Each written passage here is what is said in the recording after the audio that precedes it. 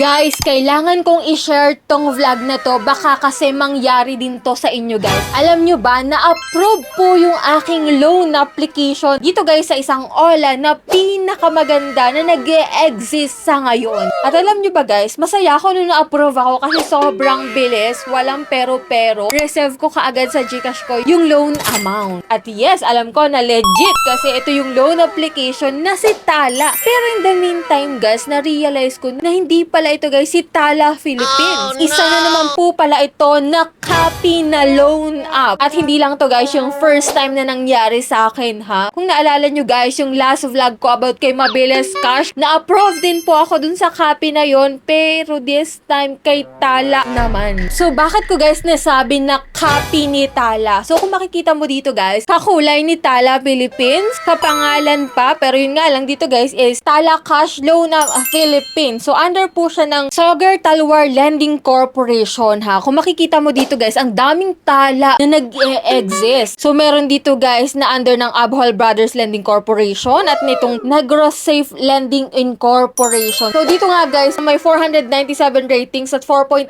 stars na Tala Cash Loan App Philippines yung na-applyan ko na approve nga po yung aking application. Nako guys, hindi kayo maniniwala so na-receive ko na loan amount. Kahit pa sabihin na copy siya ni Tala Philippines. But guys, mag-ingat pa rin tayo sa mga gantong copy na loan app. Kasi hindi natin alam guys kung may mataas na interest to, magkano ba yung ma-reserve natin, at kung hanggang kailan natin siya babayaran. So dito nga guys, i-share ko sa inyo kung magkano nga po yung nautang ko dito at magkano yung loan amount na na-approve sa akin at kailan ko siya babayaran. Syempre bago yun guys, pabitin muna tayo. Kung hindi ka pa po nakasubscribe sa aking YouTube channel, click the subscribe button, turn on the notification bell and be updated lagi sa aking mga latest uploads. So every upload ko nga po, kumukuha po ako ng 2 lucky winners na nagko-comment po dyan lagi sa comment section at nagla-like ng video ko.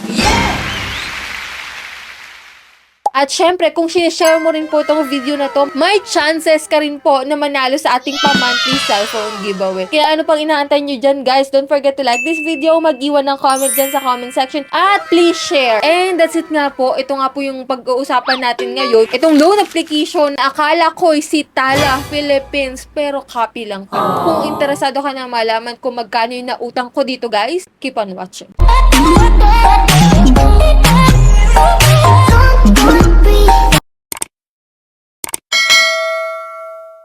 So, disclaimer no guys. So, bago ko siya na-realize, hindi pala si Tala Philippines, is nakapag-loan na po ako dito kaagad. Kaya nga po, in-applyan ko siya kasi akala ko na ito yung si Tala Philippines talaga. At alam naman natin na isa sa pinakamagandang loan app na nag-e-exist sa history, si Tala Philippines. Ito po ay na-download ko sa App Store ha. At maraming nag-e-exist na Tala Cash Loan App dyan sa App Store. Kaya ingat-ingat rin po tayo. So, parang paing na rin talaga sa atin na copy yung loan application, same logo, same name, na mabilis mag-approve para talagang mautangan natin sila. And I'm the one of the victim dito guys. Kaya ito sinishare ko yung vlog na to. So dito nga guys, nakalagay sa kanya is borrow up to 2,000 to 50,000 pesos. So talagang makikita mo na kagaya-kagaya, kakulay pa nga eh. Pero Tala Cash. Lately ko lang na-realize na Tala Cash siya, hindi Tala Philippines. No? So apply in 5 minutes, only one valid ID needed, fair and transparent fees daw, at no hidden charges itong loan application na to. So dito guys, in-apply ko na po itong si Tala Cash Loan App Philippines na inakala kong si Tala Philippines talaga. At ito nga guys, ito na iba yung design niya dito guys, no? So, safe and fast with low interest rate. 91 days daw po ito na maximum is 50,000 pesos. So, click ko yung apply now. So, dito maglalagin po ako using my active mobile number and let's go. And yan, naging 20,000 po yung pinaka-maximum na ino-offer niya sa mga first timer. And then dito mag-fill up po tayo ng personal information. Next po is contact references. 3 contact number po yung hinihingi nila. At ito po yung mga valid ID na pwede dito guys. So yan nga. And after nun may facial recognitions. And dito na nga sa withdrawal account, pwede sa e-wallet or bank. E-wallet may option sila na GCash, Paymaya, GrabPay. So click natin yung next. And dito guys, dito ako nagtaka talaga na hindi pala ito si Tala Philippines kasi sobrang naiba. Na-install ko na siya guys. So pambungad lang pala, pang-inganyo lang pala. Same logo, same design, same name para ma-applyan mo yung application. At ito nga, the end, 2,500 po yung in-offer nila sa akin na loan amount. At kung makikita mo dito guys, February 20, 2026 na po yung first payment ko. And ito nga guys, sa mga details of the fees, may service fee sila na 925 pesos, meaning hindi mo siya buong mare-receive. Interest is 113 pesos. At ang amount to receive mo na lang po is 1,575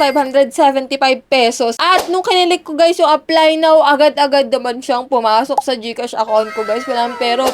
Kaya wala na akong nagawa guys. Nagulat ako na wow, ang bilis niyang mag-approve ha. Kaya naman pala mabilis mag-approve kasi halos 1,000, mahigit 1,000 yung service fee at interest within just 7 days period of time. Sino ba naman talaga ang hindi ka aprobahan dun? Sobrang laki pala ng ibabawas. Nakakaloka guys. Biruin mo, 1,500 yung na-receive ko tapos after 7 days, magbabayad ako ng 2,500. So, nalugi na naman tayo dun guys. Kaya guys, mag-ingat tayo. Hindi porket sobrang bilis mag-approve na isang loan application is legit na kaagad. At minsan nga, yun yung ginagamit nila na pamain talaga na mabilis mag-approve para maengganyo ka talaga na umutang sa application na to. So, ito guys, syempre, mataas nga yung hidden charges. Sabi ko nga sa inyo, 7 days lang siya. Tapos, yung service fee interest nasa 1,000 plus, no? So, tignan natin kung may harassment sa contact kapag nagbayad na tayo dito. So, may part 2 pa po itong vlog natin. So, tignan natin guys kung biglang lalaki ang babayaran natin dito once na overdue tayo or what. Kaya guys, once na uutang kayo sa isang loan application, check nyong mabuti guys yung developer name ng application. Kung sino ba talaga guys. At syempre, tingnan yung mga reviews kung bago ba ito or